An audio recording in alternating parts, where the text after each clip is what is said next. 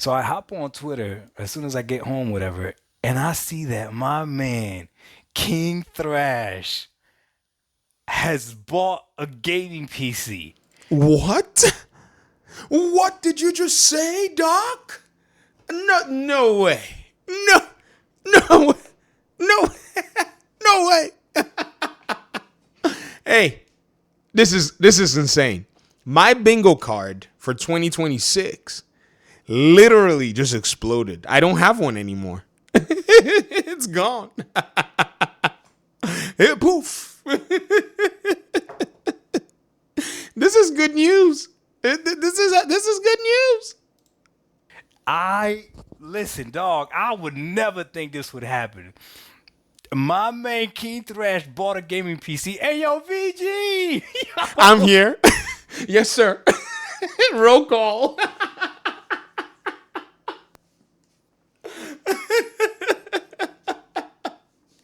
Hey, there's another person I told that they were gonna be a PC gamer soon. See, let me tell you something.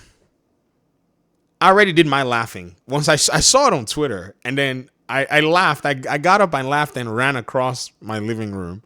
You know how the stereotype. I'm coming back, and I see Doc has tagged me on Twitter. Frogboy X1 Gaming. He's like in the chat. People are asking questions, and Thrash is like, I'm not gonna game on this thing, and I'm laughing because in my mind I'm like, that's the beauty of a custom PC, is that you can actually tell that PC to do whatever it is you want for it to do. And as much as you are not gaming on the PC, it has the capability to game very well. King Thrash, and he's putting his experience here. He's setting it up. It's a lot of fun. When I saw it, I said, there's just no way. He says, my tool has arrived. My streaming device is better than 90% of y'all's gaming PC. Thrash, stop it. You're not gaming on it, right? So it doesn't count. In our minds, it's 0 FPS. If you really want to go ahead and prove to us, though, why don't you fire up a game so that we can actually see some metrics? Other than that, it's just a streaming PC. It doesn't matter.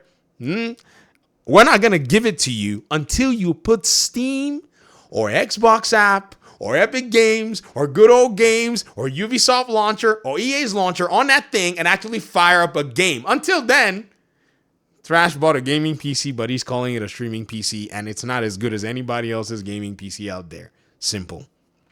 Let's see some metrics. Anyways, I'm just being silly. I'm just being silly. Thrash, congratulations on buying a really nice rig. But again, it doesn't mean that it's better than, anybody's gaming PC. We want to see some metrics, man. Get some metrics out there. Come on. What game do you want to use to test it out? Huh? We'll just shoot you a key. Look at Dog's face. You think it was Christmas. Yo, we got him. Yo, listen. Now, here's the deal. Thrash, if you watch this, my dude, I'm going to add you in this video because I need you to watch this, okay? Because I care about you. Puppy, I care about you. Puppy, you know me and you like this, bro. It's like, come. Listen, I know what you're doing, dog. And I'm so happy for you, man. Now, King Thrash says that this gaming PC is only for streaming for his podcast. Listen to me.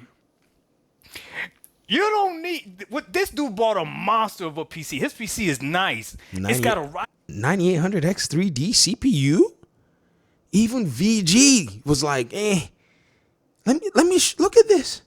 I said, oh my God. Bro went straight to 9800X3D. Goodness. Man, in my AM5 build, I'm still running the 7500F. Good night. Let me see. What's he got here? Oh my gosh. Look at it. I was like 9800X3D. Woo wait. 32 gigs of DDR5. Woo wait. 50, 70. Ooh-wee.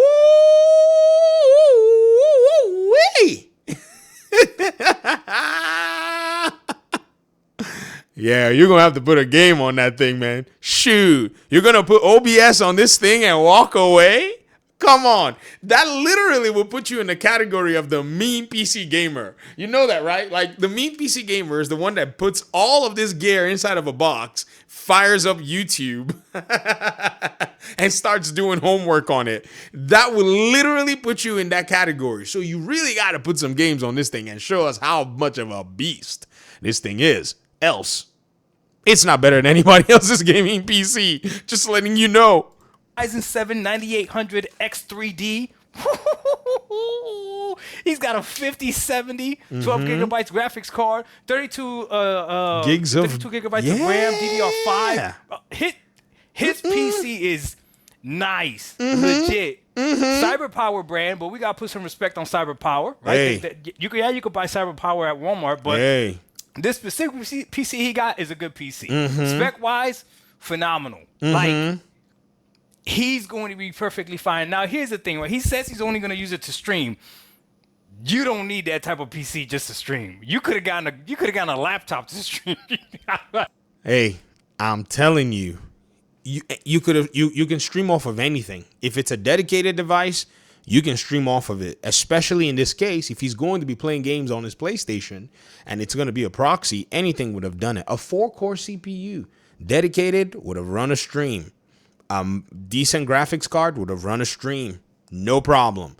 That device, ladies and gentlemen, you can run like 2 games simultaneously on that device. Sometimes 3, depending on the games that you want to run. I'm telling you, that's a massive monster PC.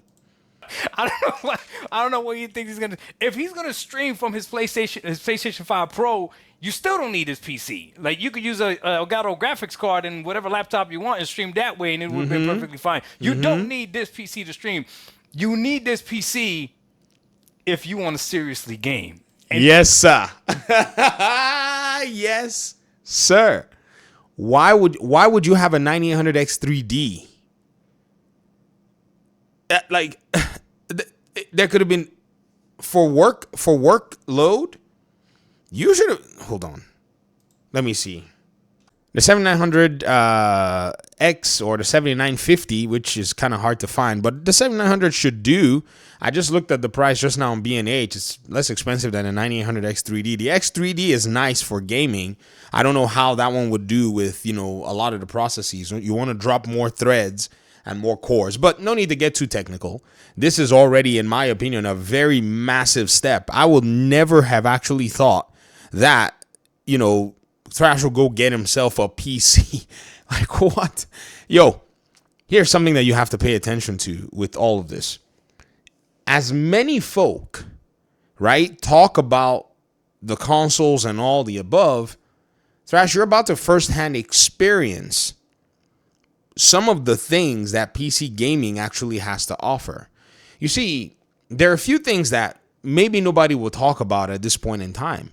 Why did you get a gaming PC rather than getting a workstation? Because if you wanted to just stream, you could have just gotten yourself a workstation that would have done the job. Well, because you can actually pretty much see that most gaming PCs are technologies that were fabricated from previous workstation technology that was reserved for workstations, for architects, people who did, 3D synthesis, 3D modeling and all that. These companies started to take a lot of those technologies and implement them in the components for gamers and sold them at a more affordable price point. In fact, this performance that you actually went after, if you went with something that would be, appropriate for the workstation build, it would run you thousands more dollars than what you spent. Easy, right? But here again, you're enjoying the differentiation within the different SKUs and all of the convergence and decentralization all at the same time, where AMD is making multiple CPUs. You have a 9800 X3D.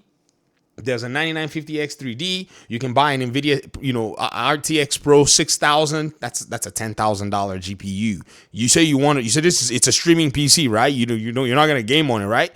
But again, you can You can weigh all kinds of things, or you can say different things about it, but it still comes down to the fact that you're enjoying PC gaming right now, and you've barely even launched the PC. Thrash has been posting about, like, pretty much the process, activating his Windows and, his free Game Pass, it comes with it, and a whole host of other things. But these are the benefits, and you haven't even played a single video game on it, and you may never play a single game on it, but you are enjoying the benefits of a gaming PC because you didn't have to pay the premium for what it would actually cost you to basically go ahead and get a workstation that would actually do the job that you wanted to do. Because, yeah, many of those workstations, they'll be overkill in terms of the hardware. But again, this is the beauty of the PC ecosystem as a whole. That and everything that comes with it is going to provide you so many benefits, and you have to be very careful. Make sure you commit to not playing any games on this, because if you play games on it, you may not want to touch your PlayStation 5 Pro anymore.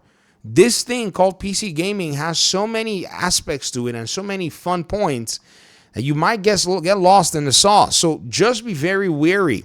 One thing you're going to see is some people are going to start gifting you PC game codes and keys. They're just going to wait, though. They'll wait till you get that Steam account or that Good Old Games account. Then they'll start giving you keys for, some of your favorite games. They'll just be like, hey, man, you want to try this game out? Before you know what's going on, you're connecting that DualShock or DualSense controller, well, Shock or Sense, whichever, it works. Isn't that crazy? For any game that you want to put on there, right? And then before you know what's going on, you're going to be, doing settings to get haptics and all that fun stuff. And before you know what's going on, your PlayStation is going to be looking at you, and you're going to be looking at it going, my guy, that's literally what's going to happen. Those games that are locked onto that console at 30 FPS, they don't have that problem on the PC side. You get to leverage your hardware and use it to the max. So this is going to be very interesting to watch. I think you've probably just pretty much attracted a whole host of viewers now to that podcast, because people are going to be asking questions. Even the PlayStation folk are going to be curious. They're going to be like, Thrash, put a game on it and try it out and compare it with the PlayStation. Y'all are going to see some really fun stuff going on. But hey, I digress. I'm going to wait this one out. I'm going to see how it goes. Shout out to DougDark1985. Man. And the fact that I have no bingo cards. Peace out.